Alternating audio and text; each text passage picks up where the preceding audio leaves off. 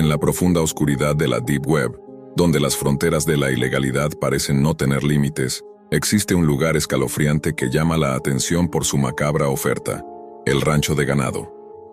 Un sitio web clandestino que lista mujeres, no como personas, sino como si fueran productos, categorizadas bajo términos que hielan la sangre. En este inquietante portal, las mujeres aparecen clasificadas como carne, cría y juego. Cada categoría lleva una descripción aterradora y concreta. La categoría carne se refiere a mujeres que supuestamente son cortadas y enviadas en un plazo de 2 días, como si fueran simples mercancías. Cría es aún más perturbador, pues incluye detalles sobre sus hijos y quién las entregó: esposos, novios o familiares. Una etiqueta que deshumaniza totalmente a la víctima y expone la complicidad de sus círculos cercanos. Por último, juego se refiere a mujeres destinadas a la tortura y la amputación, con descripciones que hacen evidente el horror detrás de estas prácticas. Lo más alarmante es que el sitio incluye un formulario para donar a alguien, donde se piden razones para entregar a esa persona. Además, aceptan pagos vía PayPal, un método popular y de fácil acceso, lo que pone en evidencia la sofisticación y la peligrosidad de esta red. La despedida en el sitio no deja dudas sobre la naturaleza del negocio. Disfruta tu comida. Una frase desgarradora recorre este oscuro universo, voluntario o involuntario. Mi esposa fue marcada como cría. Un testimonio que refleja la realidad de muchas mujeres atrapadas en esta pesadilla. Este sitio es un claro recordatorio del peligro latente en la Deep Web y la necesidad de estar alertas ante las amenazas que acechan en las sombras digitales. Las autoridades continúan investigando y combatiendo estas redes, pero la vigilancia y la denuncia ciudadana son vitales para proteger vidas. Navegar por el rancho de ganado es como entrar a un mercado de horrores, donde la humanidad parece haber sido arrancada y reemplazada por números y categorías. Al abrir la página principal, la interfaz fría y minimalista contrasta con la crudeza de lo que se ofrece. Cada listado incluye una fotografía borrosa, un nombre o alias, y la categoría asignada. Por ejemplo, en la sección carne se pueden ver descripciones técnicas como peso estimado, edad y la fecha estimada para el envío. Todo como si se tratara de un producto cárnico, empaquetado y listo para el consumo. En la sección cría se listan mujeres con sus hijos, incluyendo datos sobre los donantes, quienes en muchos casos son sus esposos o parejas. Esta categoría es quizá la más inquietante porque implica una traición profunda dentro de los propios hogares y círculos íntimos.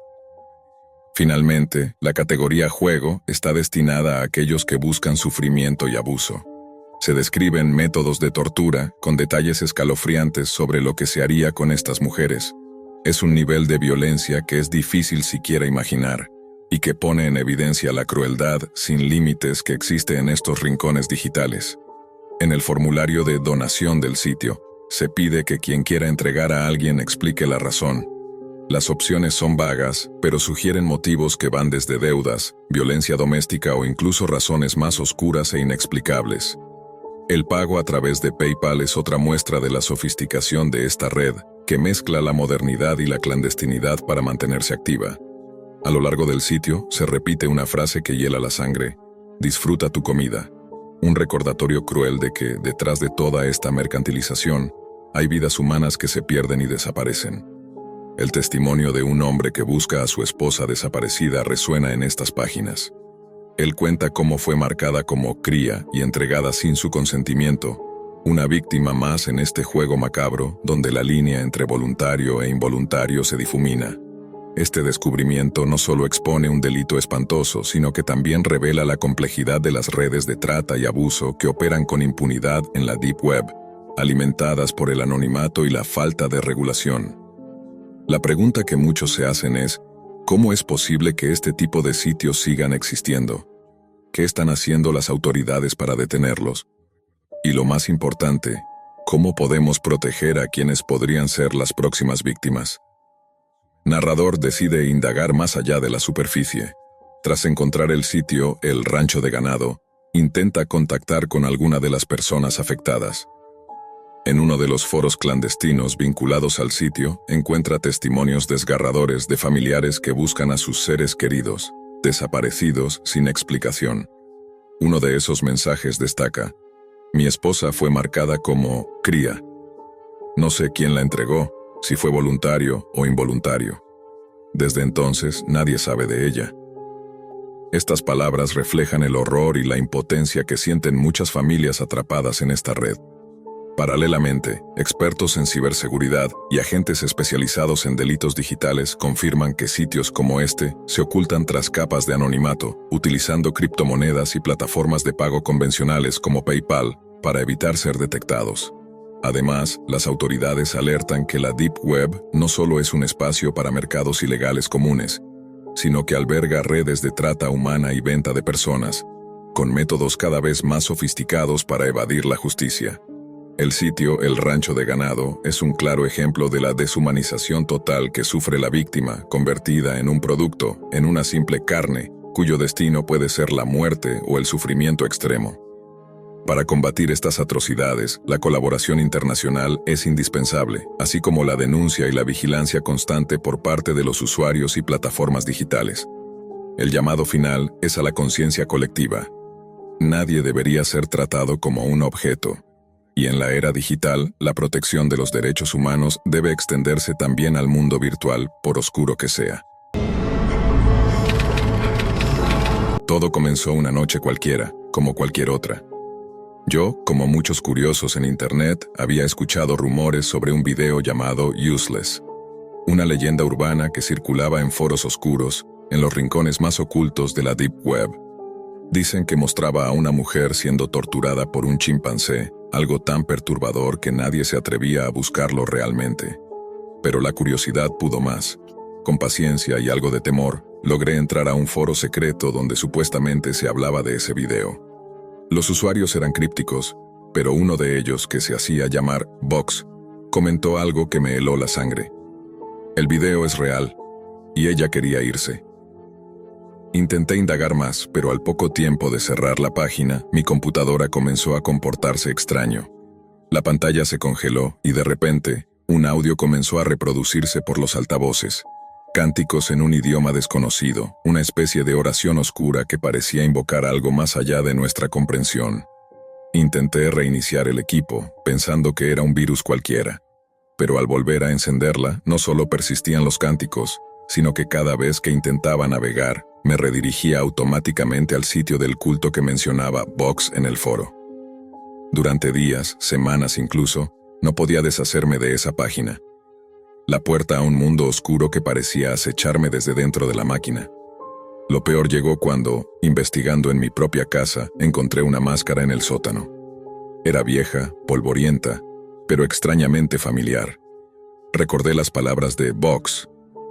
El líder del culto usaba una máscara, como la que encontré en el sótano de mi papá.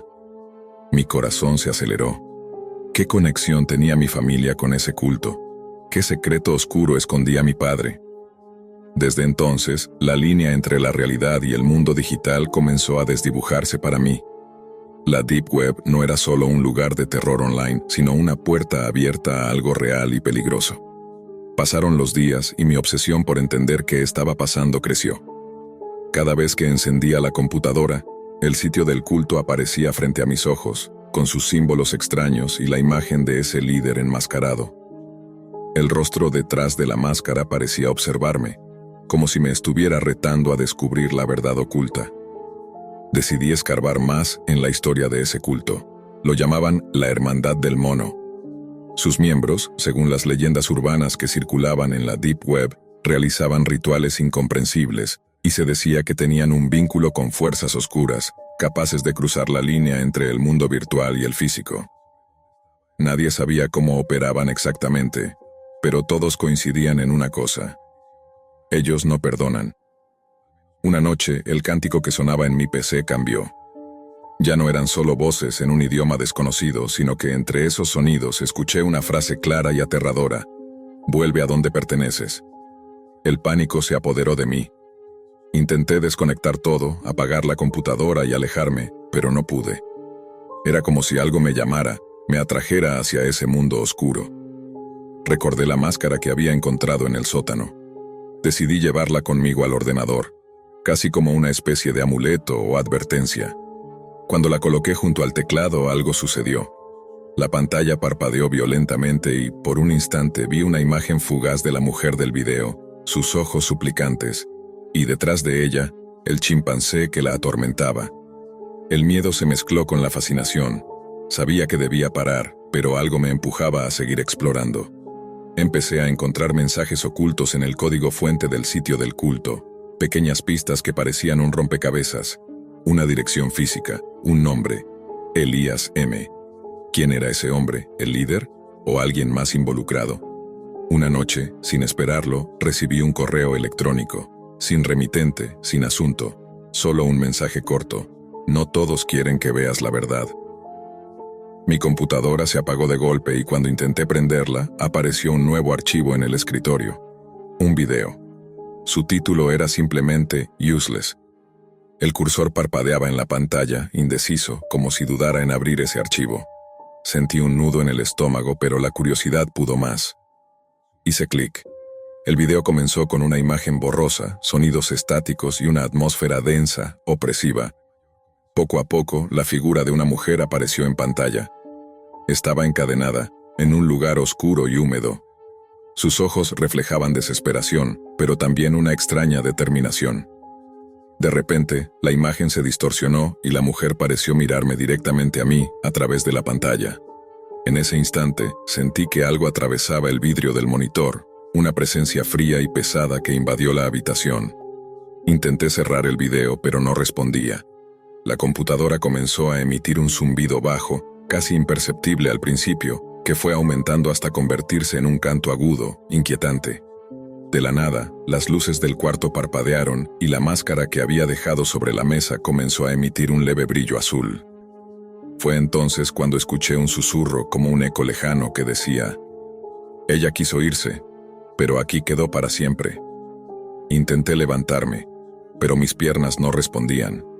Era como si la computadora hubiera tomado control sobre mí, una conexión invisible me ataba a esa pantalla maldita. Durante semanas siguientes, mi vida se convirtió en una pesadilla digital. Cada vez que apagaba la computadora, el video reaparecía al prenderla. Cada vez que intentaba borrar el archivo, nuevos mensajes aparecían en mi escritorio, mensajes que hablaban de rituales, sacrificios y el líder enmascarado. El miedo se mezclaba con la paranoia. Comencé a escuchar pasos en el sótano, como si alguien estuviera rondando. La máscara parecía seguirme con la mirada, y una noche, mientras la sostenía, sentí un aliento frío que me susurró al oído: «No estás solo». El culto no era solo una secta perdida en la Deep Web.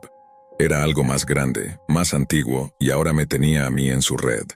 Los días se convirtieron en una constante vigilia.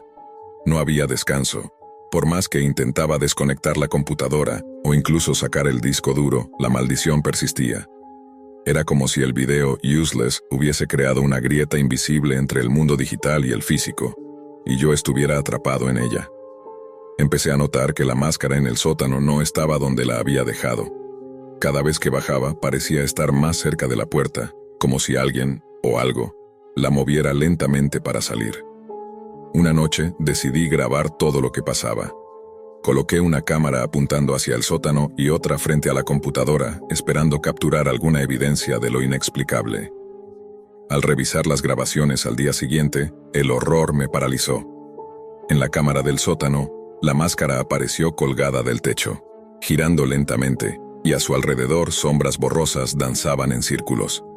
La luz titilaba y un susurro constante, apenas audible, llenaba el aire. Pero lo más perturbador estaba en la grabación del ordenador. El video Useless no solo se reproducía solo, sino que a intervalos mostraba imágenes no incluidas antes. En ellas, una figura encapuchada con la misma máscara que la del sótano aparecía, señalando hacia la cámara como si me hablara directamente. Me sentí observado, vigilado, perseguido por ese ente invisible. Traté de buscar ayuda, pero nadie creía mis palabras. Nadie quería saber nada sobre videos malditos o cultos oscuros.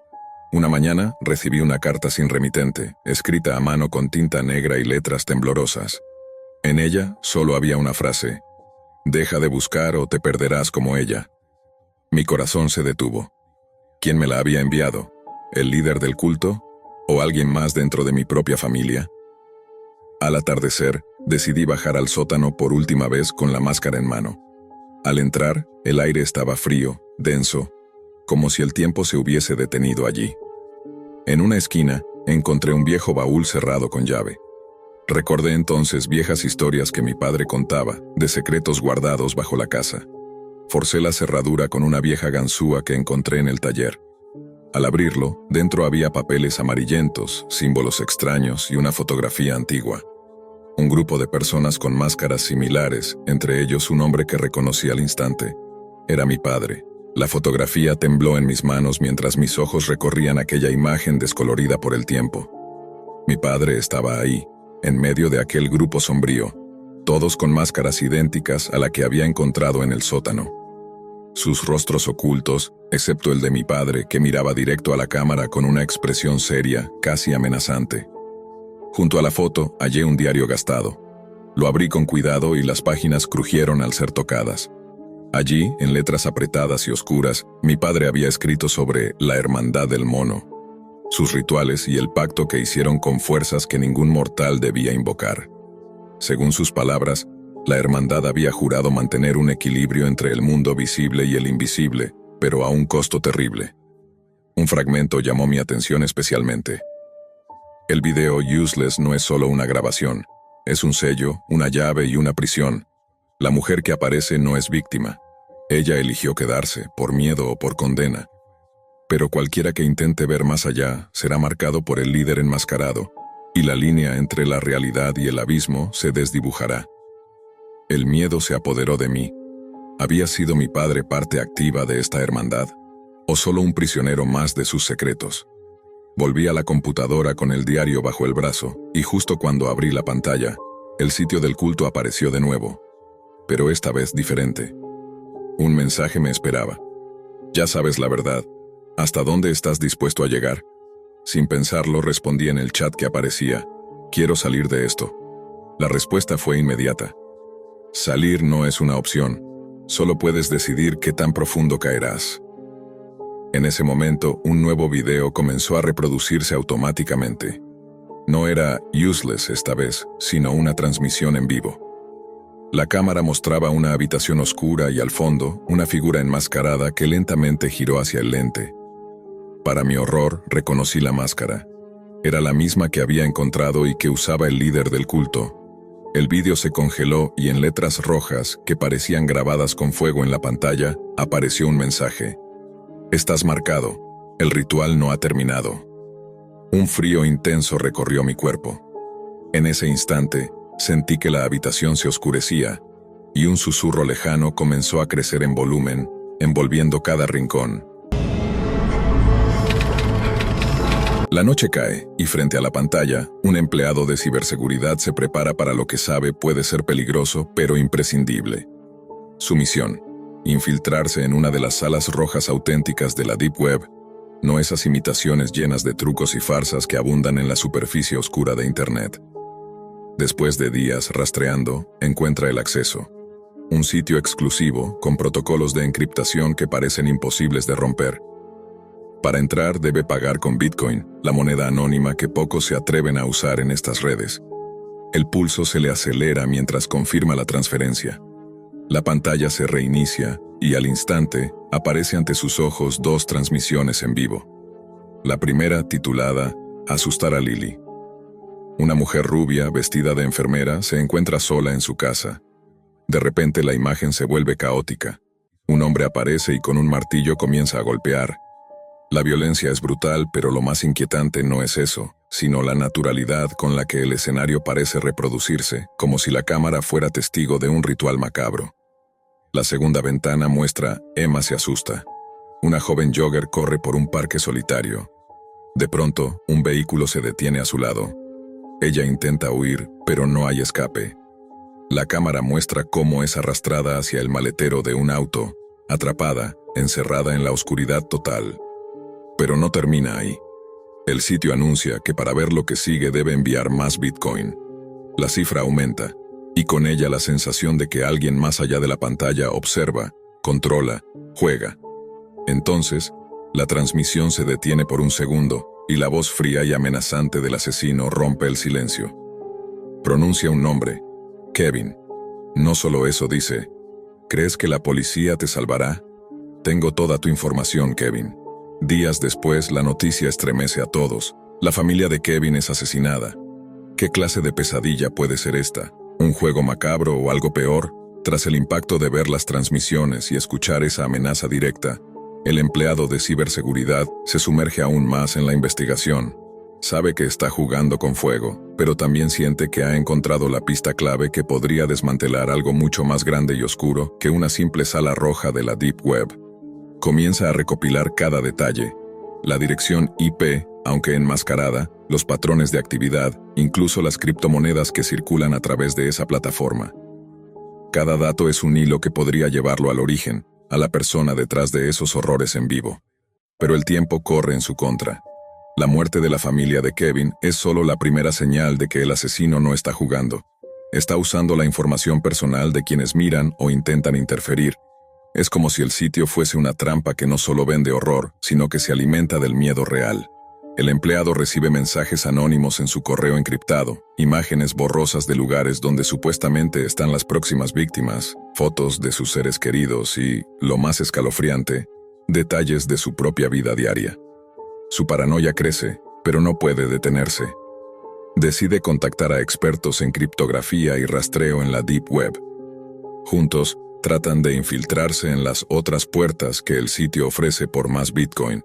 Pero la barrera es alta y la exigencia económica crece exponencialmente. Mientras tanto, los relatos de desapariciones empiezan a multiplicarse en foros clandestinos. Testimonios que cuentan que usuarios que entraron a la sala roja real han desaparecido sin dejar rastro. La palabra Kevin se repite como un símbolo, un aviso de lo que sucede cuando el juego se vuelve demasiado real. El empleado siente que la línea entre la realidad y la pesadilla se difumina. Las noches sin dormir, la sensación constante de ser vigilado, la imposibilidad de confiar en nadie. Pero más allá del miedo, sabe que si detiene ahora, podría convertirse en la próxima víctima. Cada nueva transmisión muestra horrores más sofisticados, más personalizados. Víctimas que no solo son atacadas físicamente, sino psicológicamente, como si el asesino quisiera jugar con sus mentes y sus miedos más profundos. El empleado descubre que el sitio no solo graba en vivo, también tiene acceso a cámaras ocultas en casas, parques y calles, una red de espionaje que va más allá de lo imaginable. Y entonces una nueva transmisión aparece en su pantalla, con un mensaje directo que lo hiela hasta los huesos. La próxima puerta está abierta solo para los que tienen el valor de cruzarla. ¿Lo harás? El cursor parpadea, esperando la confirmación de un nuevo pago en Bitcoin. El empleado siente que no puede retroceder. La curiosidad, mezclada con un sentido de responsabilidad, lo impulsa a seguir adelante. Envía el pago exigido, sabiendo que cada Bitcoin entregado es un boleto directo al abismo. Al instante la pantalla cambia y aparece una nueva transmisión, un cuarto oscuro, iluminado apenas por la tenue luz de una vela. En el centro, un hombre encapuchado está frente a una mesa donde hay fotografías y documentos que parecen pertenecer a las víctimas anteriores, incluyendo a Kevin y a su familia. El hombre levanta la cabeza y su voz, modulada para sonar fría y distante, se dirige directamente al empleado. Sabes quién soy, sabes lo que hago, y también sabes que no hay escapatoria. El empleado intenta mantener la calma, pero su corazón late con fuerza. Intenta grabar, capturar cada detalle para poder desenmascarar a ese monstruo. Pero las transmisiones tienen un sistema de seguridad que bloquea cualquier intento de grabación o captura de pantalla.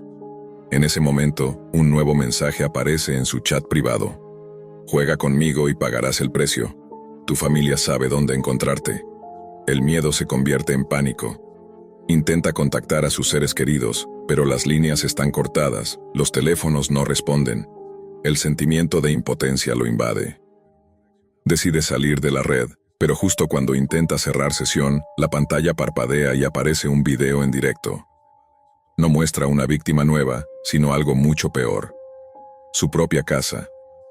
Unos pasos se escuchan, sombras se mueven, y en el fondo, una voz susurra.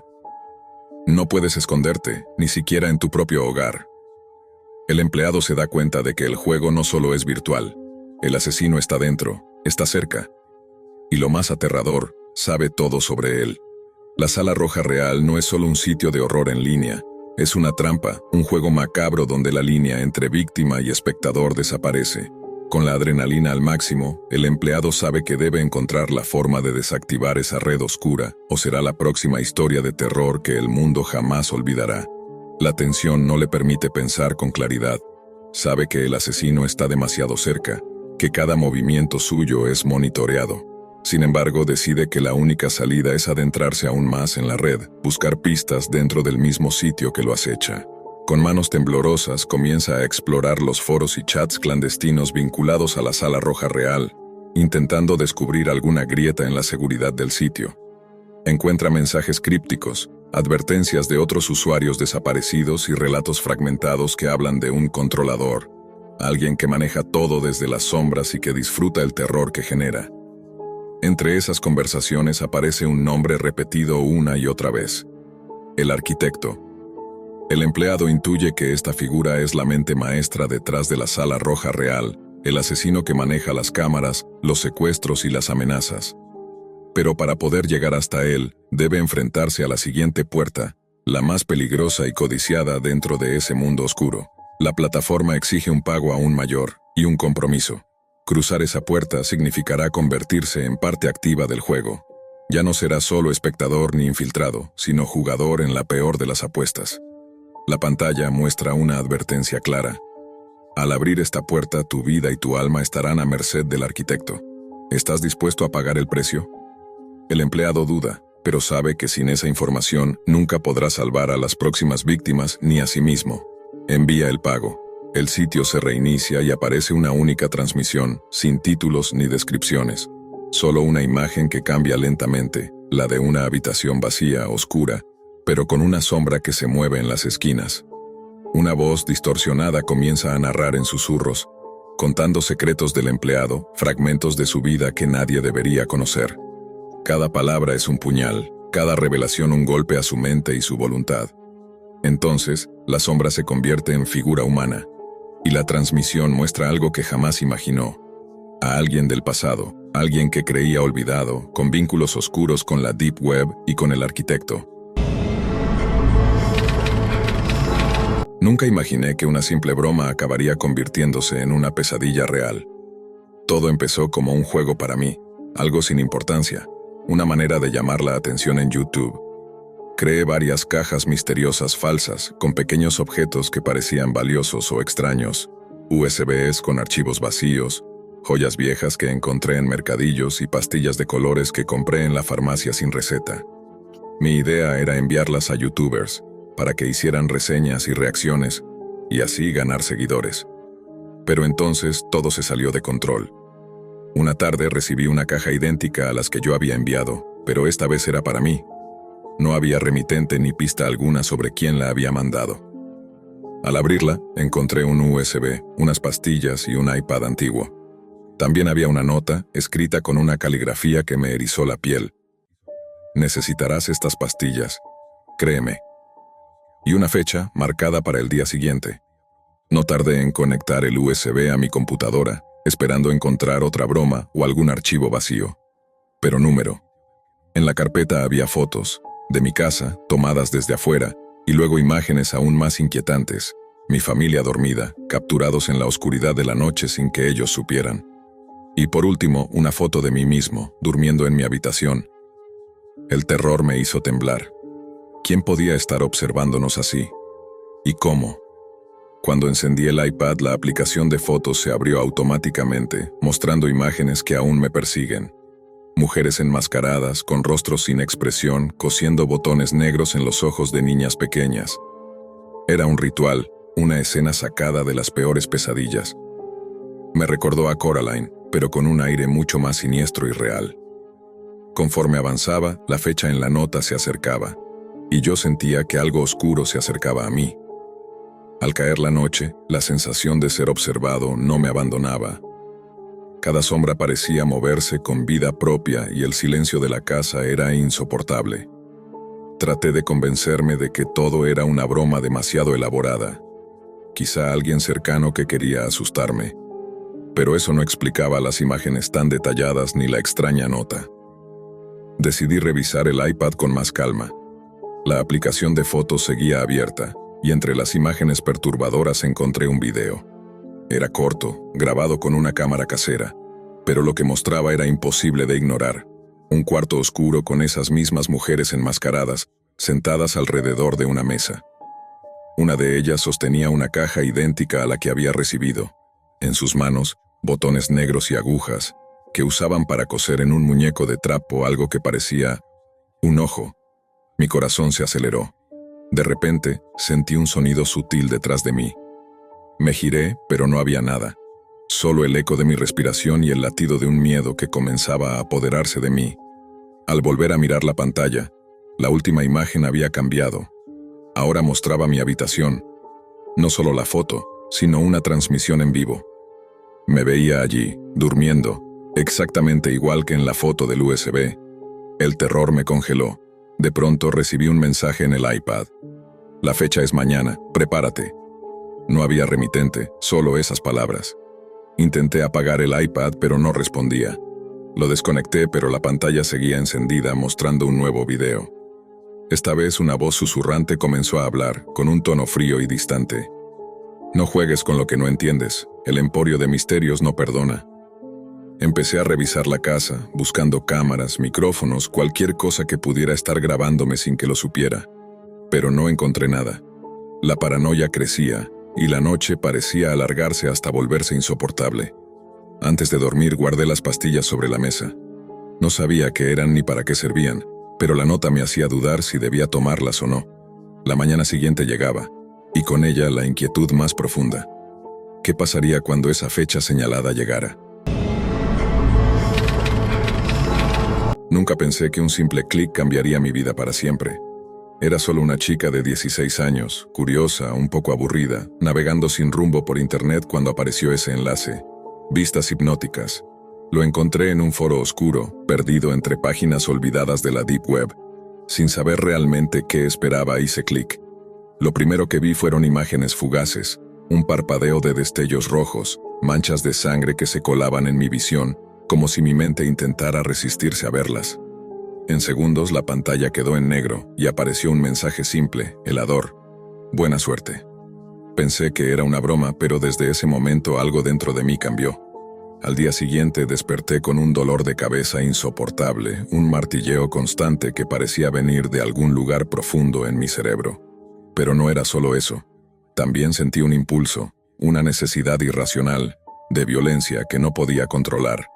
En la escuela intenté ignorarlo, pero cuando Anthony se me acercó para preguntarme por un proyecto, todo explotó. Sin pensarlo, tomé el lápiz que tenía en la mano y... fue como si otra persona tomara el control.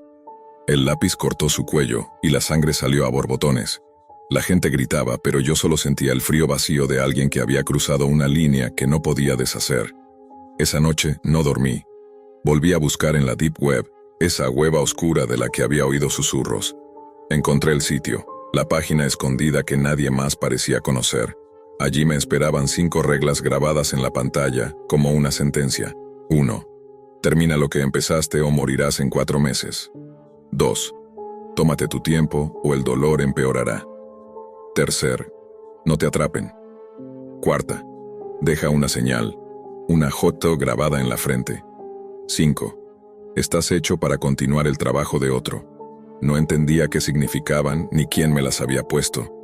Pero el dolor en mi cabeza seguía creciendo, y la voz dentro de mí susurraba cada vez más fuerte. Pasaron años. Para cuando cumplí 26, ya no era la misma.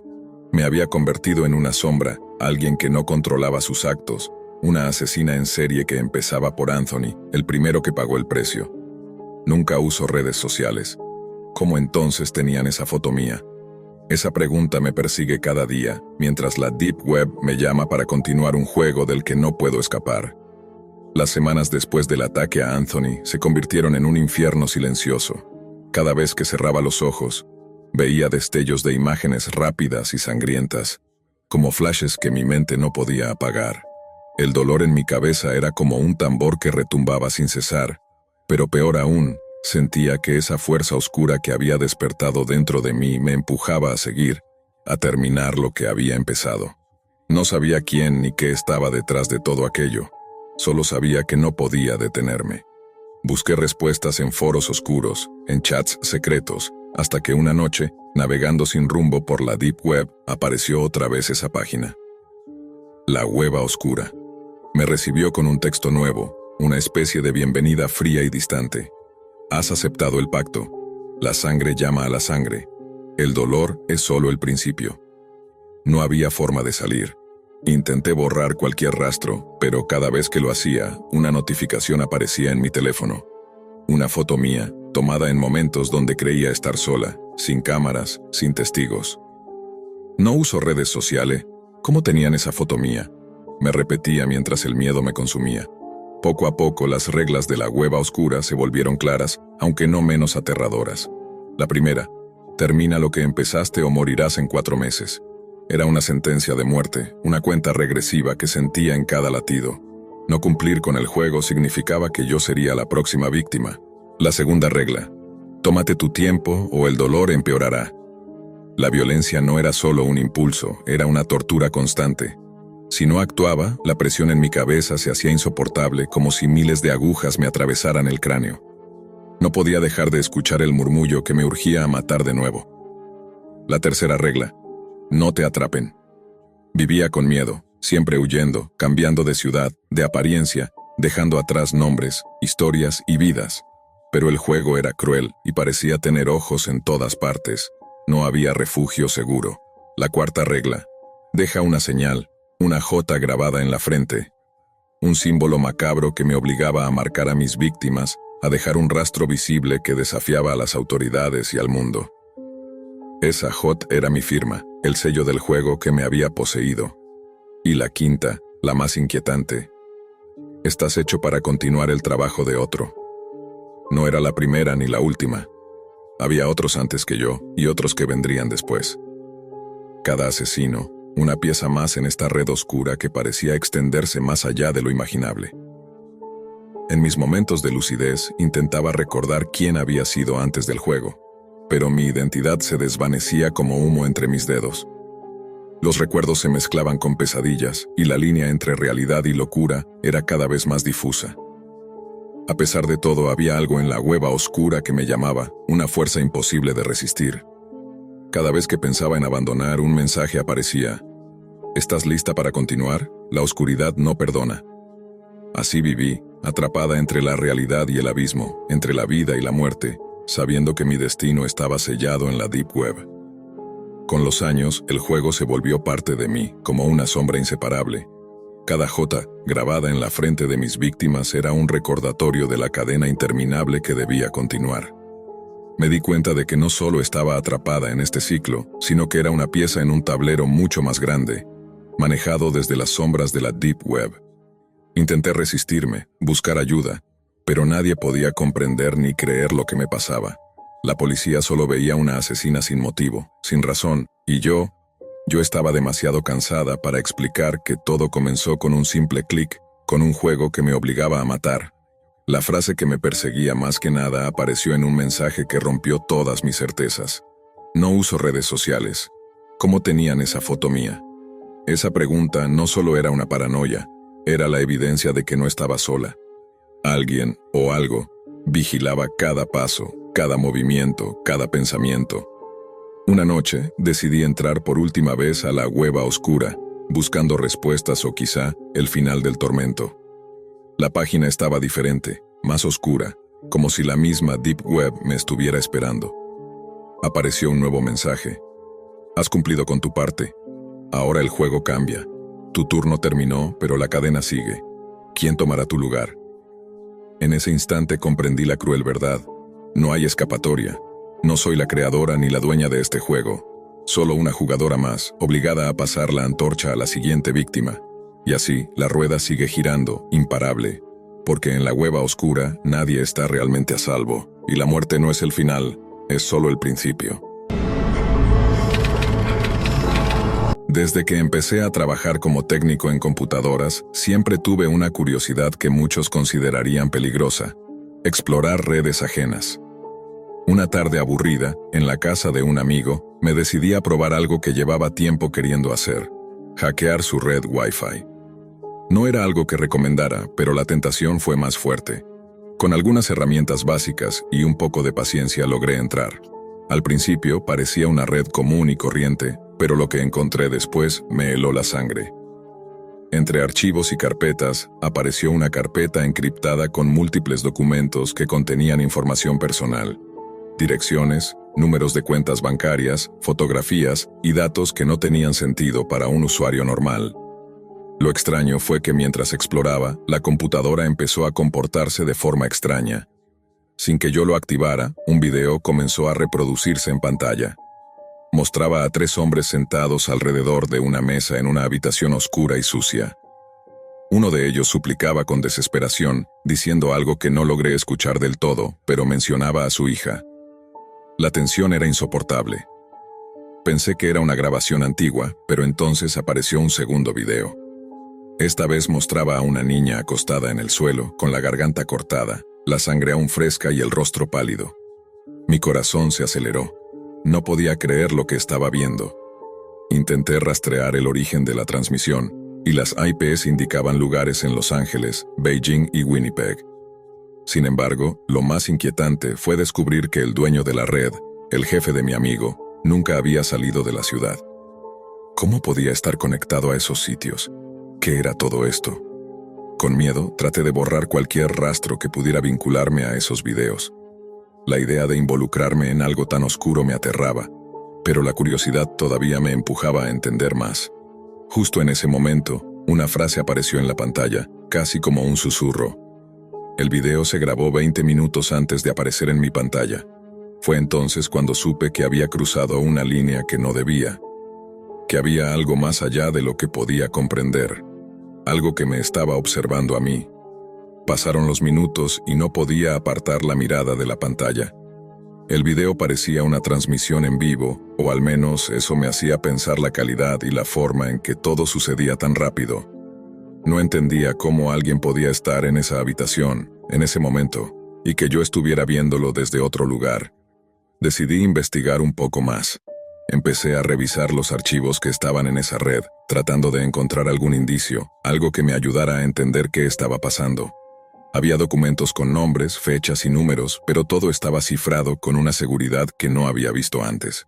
Parecían bases de datos, listas interminables de personas, con sus vidas expuestas en bits y bytes. Mi teléfono vibró con un mensaje. Era de mi amigo, el dueño de la red. Me preguntaba qué hacía en su computadora. Le mentí diciendo que estaba haciendo una revisión rápida, pero por dentro sabía que tenía que salir de ahí. Algo en esa red me hacía sentir observado, como si la misma máquina supiera que yo estaba husmeando demasiado.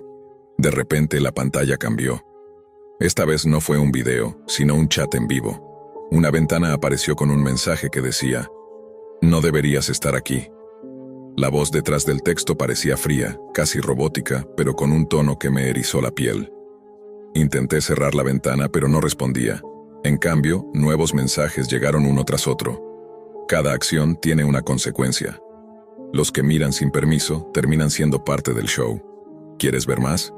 Mi respiración se aceleró. Cerré la computadora de golpe y me levanté, pero no pude evitar mirar hacia la puerta.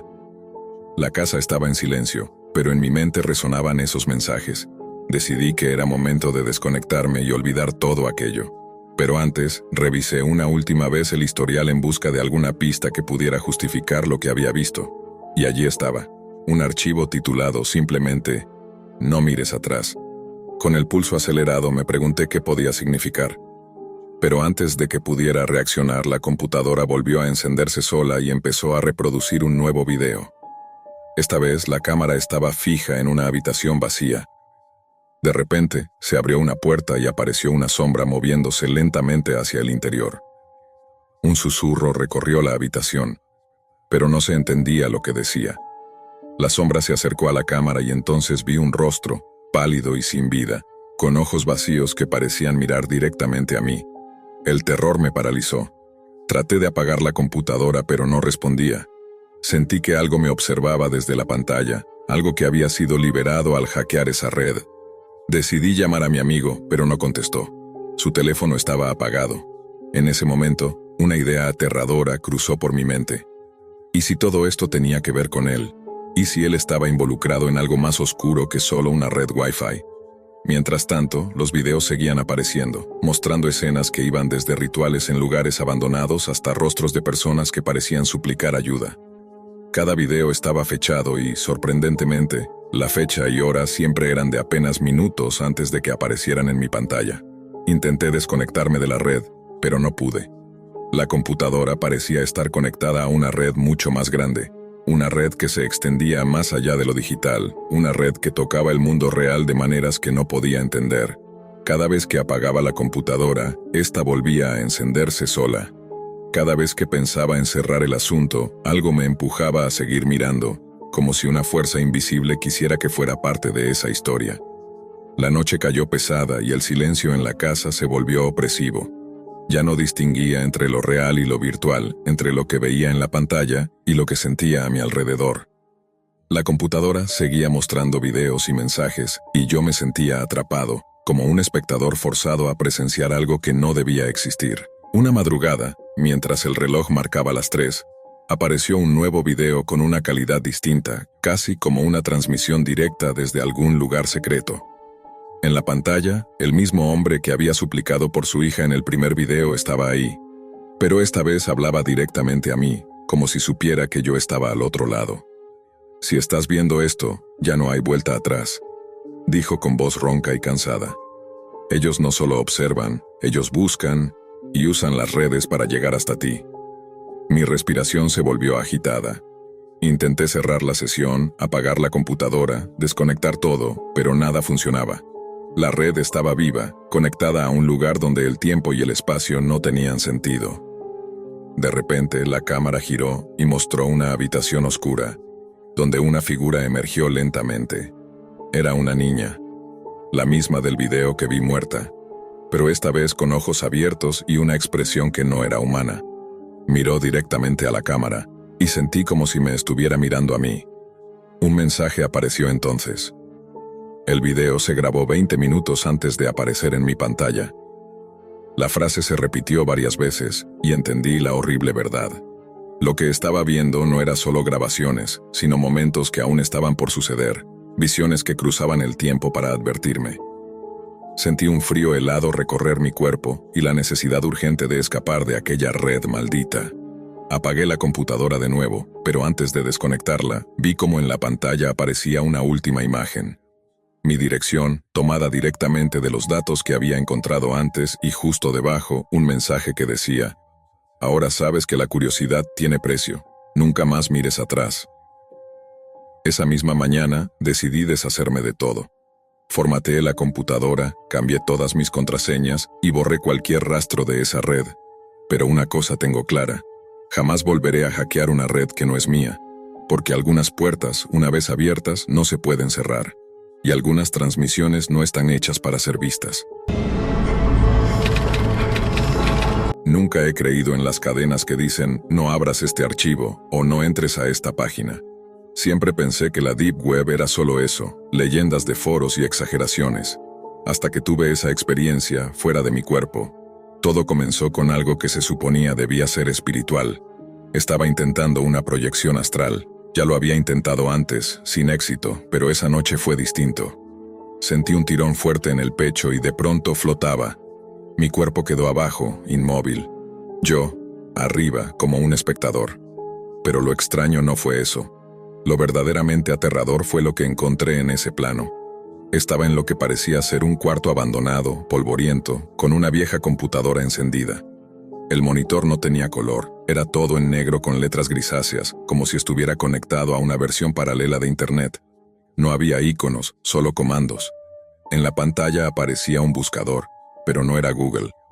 Era algo más. Las letras eran las mismas, pero invertidas, y al escribir cualquier palabra, los resultados eran imágenes perturbadoras, archivos de texto con pensamientos oscuros, cosas que parecían arrancadas directamente de las mentes de personas reales. Había una red social similar a Twitter, pero lo que leía ahí eran mis propios pensamientos, no los que había tuiteado, sino los que nunca publiqué, los que me avergonzaba siquiera pensar. Luego abrí una carpeta llamada Humanidad. Dentro había subcarpetas con nombres, algunos me sonaban, otros no. Descubrí que las carpetas de personas vivas solo tenían fotos. instantáneas congeladas, pero las carpetas de los muertos tenían videos, videos completos de su agonía, de sus últimos minutos, de su sufrimiento. No podía dejar de mirar. Era como si algo me obligara a seguir. Entonces encontré un archivo titulado einsteinfinal.mov. Dudé, lo abrí, y ahí estaba él, Albert Einstein. No como lo conocemos en los libros, sino angustiado, desesperado, con la mirada perdida y diciendo algo en alemán, repetidamente. Retrocedí el video varias veces intentando entender. Finalmente activé unos subtítulos generados por esa interfaz extraña. Decía, la energía no muere, solo cambia de servidor. En ese momento la pantalla parpadeó y apareció un mensaje. Ya no eres visitante, ahora formas parte del sistema. Desperté sobresaltado, sudando, con el corazón acelerado. Fui directo a la sala, necesitaba aire, agua, algo real. Pero al volver a mi cuarto, algo estaba sobre el escritorio. Una hoja impresa. Una captura exacta del monitor que vi en la proyección. Tenía la carpeta Humanidad abierta. Y mi nombre ya estaba ahí. Debajo, una frase escrita con tinta gris, casi imperceptible. Las carpetas de los muertos tenían videos, y los vivos, solo fotos. Desde esa noche, apago el Wi-Fi para dormir. Porque siento que cuando está encendido, alguien más accede. Y no es desde aquí. Desde esa noche, no pude evitar obsesionarme con lo que vi. ¿Qué era ese lugar? ¿Un limbo digital? ¿Una base de datos de almas? Cada vez que cerraba los ojos, esa pantalla en negro volvía a mí. Me preguntaba si era un sueño, una alucinación o algo más oscuro. Decidí investigar, pero todo en el mundo real se volvía borroso. Las cosas que encontraba en la red convencional eran solo sombras comparadas con esa experiencia. Me metí a foros de la Deep Web tratando de encontrar algo parecido, pero lo único que hallé fueron relatos fragmentados, historias sin pruebas y advertencias para no buscar demasiado. Entonces, una noche, mientras apagaba el Wi-Fi como siempre, escuché un leve zumbido, como si una señal invisible vibrara en el aire. Miré el monitor de mi computadora, apagado, y por un segundo creí que la pantalla reflejaba la misma interfaz oscura de aquel lugar astral. Me acerqué y el zumbido se intensificó. Una carpeta apareció en el escritorio. Humanidad. Mi corazón se aceleró. La abrí con un solo clic. Esta vez no había solo fotos ni videos. Había algo nuevo, un archivo con mi nombre. Lo abrí y vi imágenes de mí, de momentos que nadie debería haber registrado. Fotos tomadas en silencio, en la oscuridad, como si alguien o algo me estuviera observando desde otro plano. Comprendí entonces que la conexión entre ambos mundos era real, y que, al activar el Wi-Fi, mi espíritu se volvía vulnerable. Era como si la tecnología hubiera creado una puerta, y algo o alguien la estuviera usando para traspasar esa barrera. Desde entonces, duermo con el teléfono apagado, el Wi-Fi desconectado, y evito cualquier pantalla antes de cerrar los ojos. Porque sé que el monitor astral no solo existe en ese plano, también está aquí, justo detrás de esta pantalla. Y si alguna vez te llega una foto impresa sin explicación, con líneas grises que parecen interferencia, cuidado. Puede que ya te hayan agregado a la carpeta. Desde aquel día, mi vida se volvió una sucesión de pequeñas pesadillas digitales y paranoias constantes. Cada vez que me conectaba sentía que algo me miraba desde atrás de la pantalla. Un ojo invisible que atravesaba el vidrio y las ondas inalámbricas. La computadora antigua que vi en el plano astral parecía un símbolo, un relicario de un mundo que no debería existir. Una especie de archivo eterno donde las almas, o lo que queda de ellas, estaban almacenadas en formatos que nadie más podía ver. Pasé noches enteras revisando viejos discos duros, archivos corruptos, buscando alguna pista que me explicara qué era esa carpeta Humanidad. Quería entender por qué las fotos eran el registro de los vivos y los videos el tormento de los muertos. Fue entonces que encontré un comentario en un foro olvidado, escrito en código y sin enlaces, que decía: la energía de la conciencia no desaparece, se almacena, se transmite. La red que creemos digital también es espiritual. La muerte, solo una transición entre servidores. Esa frase se clavó en mi mente. Intenté volver a la proyección astral, pero ya no tuve el control. En lugar de flotar libre, sentí que me arrastraban hacia esa vieja computadora. El monitor se encendió con un brillo mortal y vi en la pantalla una fila interminable de carpetas. Muchas tenían nombres desconocidos, pero una me llamó la atención por encima de todas: el archivo de los olvidados. No quise abrirla, porque sabía que podría perder algo más que tiempo, pero, inevitablemente, el cursor se movió solo y entró en esa carpeta. Allí, los archivos ya no eran solo fotos ni videos, eran fragmentos de recuerdos, sonidos, voces y emociones comprimidas en formatos imposibles. Vi flashes de vidas enteras, detalles íntimos y momentos que jamás deberían haberse almacenado. Sentí un peso insoportable en el pecho y un frío que me recorrió hasta los huesos. Un mensaje apareció en letras blancas sobre fondo negro. ¿Quieres desconectarte o quedarte conectado para siempre? Intenté cerrar la sesión, pero no hubo respuesta. La computadora empezó a emitir un zumbido cada vez más fuerte, como un latido. Y entonces, el último archivo se abrió. Era un video en el que aparecía yo, mirando la pantalla con ojos vacíos, como si mi alma estuviera atrapada dentro de esa caja negra. Un susurro salió de los parlantes, una voz que parecía venir desde dentro de mí. El monitor astral no es solo un espectador, es el guardián. No todos regresan. ¿Y tú, estás listo para formar parte del sistema? Me desperté con un golpe seco contra el suelo. La computadora estaba apagada, pero sobre el escritorio había una hoja. No era cualquier hoja. Era la impresión de ese último video, mi reflejo distorsionado y pixelado, con líneas grises cruzando la imagen, como si alguien hubiera interferido la señal. En la parte inferior, escrita con tinta que parecía desvanecerse, estaba la frase que me persigue cada día. Las carpetas de los muertos tenían videos, y los vivos, solo fotos. Desde entonces he dejado de buscar respuestas, porque la verdad es demasiado pesada. Si alguna vez decides explorar más allá de la red que conoces, recuerda esto. No todo lo que se conecta en Internet queda en este mundo. Y tal vez, el monitor astral ya te esté observando a ti.